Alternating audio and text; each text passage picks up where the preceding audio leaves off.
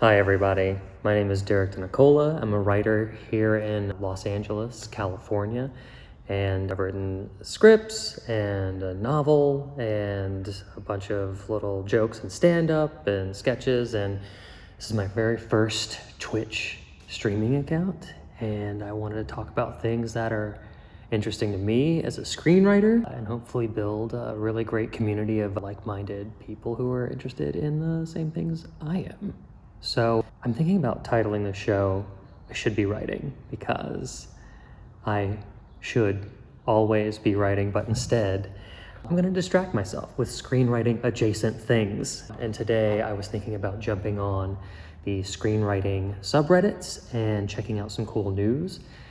And I scrolled past something that I didn't dive into earlier today because I kind of wanted to save it for content.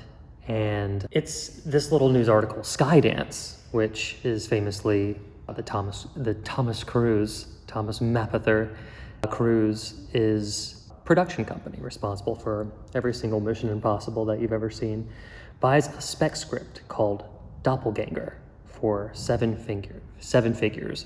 Notable in the marketplace since there aren't any cast attachments yet, which I found really strange. Usually in the market, you need something viable. You need to prove your return on your investment before you can sell something creative. Usually it's like attaching a really great director or a superstar actor, and it's kind of rare to see just a story sell on its own. Often I hear that there are no original ideas and everything's just a variation of something else, so it really needs a unique or clear voice or a star to kind of transform the script into a vehicle, if you will. So according to this Deadline article, after an intense bidding war with multiple parties interested, Doppelgänger is being acquired with Ryan Coogler's Proximity Media to produce. So the headline is a little misleading. Ryan Coogler is huge, and he's generated billions of dollars for Hollywood already. This isn't some miracle. Let's see, while the story is being kept secret, we're hearing it like it's an original take on a spy thriller with the potential to be a franchise starter. Okay, all right, that makes more sense. Apparently there's two meaty roles for an actor and an actress, probably a Mr. and Mrs. Smith kind of style thriller. If I had to guess, a seven-figure deal. That is notable. Okay, the writer is Anish Chiganti. Okay, and I really hope I'm not butchering his name, but he's an American film director and screenwriter, and he made his feature film directorial debut with the thriller Searching, which I love. A thriller that takes place on screen all through different electronic devices. It's really compelling, starring John Cho. I can't believe that they were actually making a film that was interesting and compelling and kept its momentum the whole way through. So this guy's obviously very talented. It's kind of no surprise that they haven't really released a synopsis yet. They're probably going to keep that close to the chest for marketing purposes a little later, and right now they're just really promoting the strength of the people who are creating the show.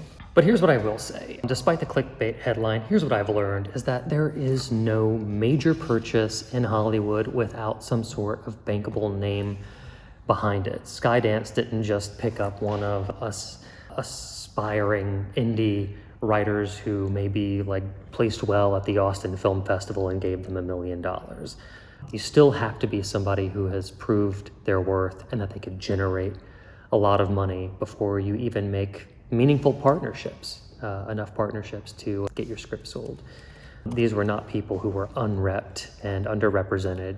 It's still kind of how the game is supposed to be played. So in a surprise twist ending, there was no twist. I just wanted to say I'm Derek DeNicola, writer here in Los Angeles. I hope you like me doing a short little dive into topics that I'm interested in: writing, screenwriting, creative writing, storytelling. Also, I like puppets and magic. So we're also probably going to be diving into some of those things too. I think for my next stream, be sure to tune in. I kind of want to go through the old notes in my phone and pick out some old stand-up jokes and one-liners that I worked on and continue to work on them and explore them with you. I think that would be kind of fun. Be sure to like and subscribe and comment if you like what I'm doing. And if you have any criticisms or ideas about this story, be sure to tell me what you think. Now, get to writing.